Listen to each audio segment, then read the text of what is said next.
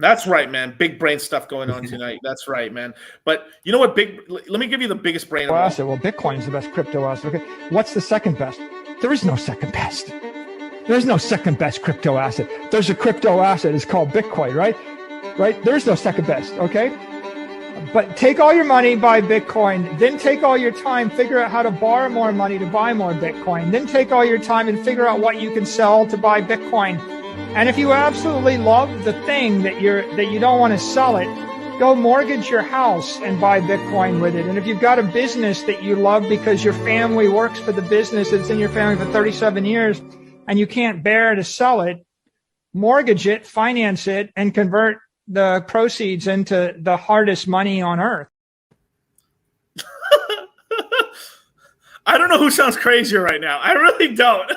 I do. And it's not Michael Saylor. It's not Michael Saylor, man. Jesus. Them olds, bro. Them olds, man. These olds. That was pretty intense. Shout out to Crypto Cashew. But yeah, that's pretty intense.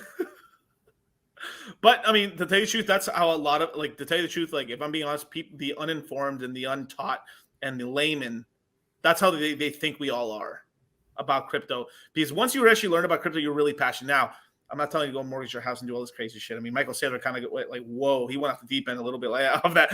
Even us degenerates were like, yo, my boy, chill. He's like, go into credit card debt, borrow money, go cash loan advances, go to the pawn shop, steal your mom's purse, pawn all her jewelry. Well, you remember this in the bear market? Everybody was fucking just making fun of Michael Saylor. People still will be up until we hit new all-time highs on what prices he basically bought Bitcoin at for MicroStrategy, right?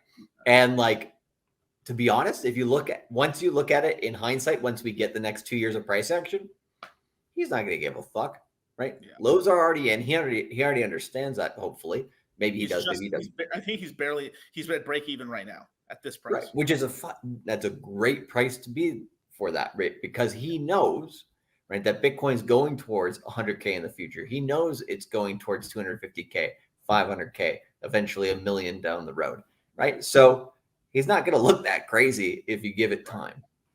You know what Saylor would have been really cool if Saylor did? If I was Saylor and because at that scale, when you have that much money, there's only a certain amount of coins you can buy. You really can't buy if a coin has very low liquidity, you can't really buy unless a whale sells you a very large position. But then I just bought 99% of all these coins. Oh shit! What do I do with them now? Yep. Oh, shit. I own all the Pepe, you guys, and then it just fucking skyrockets. No, but what I would have done for him if he had just done a 50-50 strategy just by Bitcoin and Ethereum, right?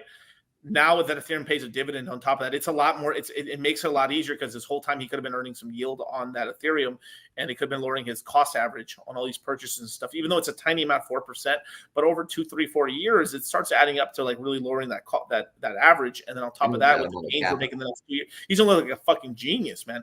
Yeah. And then on top of that, he has more cash to buy Bitcoin. He's like, I bought Ethereum. I bought Ethereum at these prices and stuff. And as Ethereum goes up, I'm gonna take the dividend, and take the dividends, and then I'll buy Bitcoin. And because I'm making more money off the money I'm making off Ethereum, I get more loans to buy more Bitcoin. And then he's got more crazier and crazier. That's Michael Saylor's second bull market. First bull market, Bitcoin maxi. Second bull market, he turns into Ethereum maxi for making more Bitcoin, right? Which is great. He finally understands how to cultivate crypto. Congratulations, Michael, right? And then third bull cycle, he starts going into fucking deep new layer ones and fucking, because by then the layer ones, which have been successful by that point, including Pulse Chain and stuff, will have high enough market cap that he'll be like, okay, I can start jumping into a little bit of this, So hey, we'll get Michael Saylor there by the end of the decade. We'll have him in the crypto mindset course, and we'll get him set right, Yeah. I mean, basically, I think Saylor's selling either at the end of this cycle or next cycle. He's going to start taking some profits into cash or something like that, because he wants to. Then he'll probably play the cycle decently okay. He'll probably buy too early in the bear market, but he'll still end up looking like a Chad, basically. It's true. I mean, he'll take a few billion in profit. It'll crash back down. He buys in this, let's just say he'll buy a $25,000 Bitcoin, and then we buy at 15 or 16 or below 20, but he'll still be he still bought a ton way lower than he'll end up with more Bitcoin than he started with anyway, and they'll still look like a genius, basically. So yeah, and he'll probably have to pay back some loans. But anyway, let's continue on with this rating. The Bipartisan Policy Center later found that the 2011 debt limit debate cost us $18.9 billion in higher borrowing costs, even though we never defaulted. To put that into perspective, that could have been leveraged to provide up to $200 billion in loans to small businesses, which never happened at all. Like what these small business loans did not happen. The first time, I guess, if you want to be one, if we're being for real, like that I know I was bitching about the whole, where did the inflation come from and stuff from the small businesses.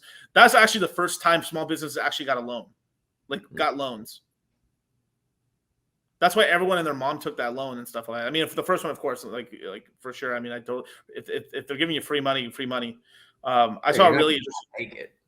Yeah, I saw a really interesting meme on there and stuff like that on Twitter and stuff where it was like, where was it? Like basically, it's like, you feel better about the $2,000 you earn than someone giving you $100,000 and stuff. Because I'd rather take the $2,000 and earned it than someone giving me $100,000. And then the next comment below it: don't ever listen to whatever this guy fucking says ever. He gives the worst advice in the world. So if you get the money, you're going to take it. But I mean, these businesses couldn't get loans. If these banks were all doing these loans, you would be able to get a loan. I when I was younger, I really thought, like if I really had, I was so stupid at this point. Maybe it's my fault for being so I'm believing in like the system of America and all this other stuff. But I thought, if you had an idea, you would go to the bank, even though it was half-assed, and the bank would give you a loan so you could try to see if you get your shit started, right?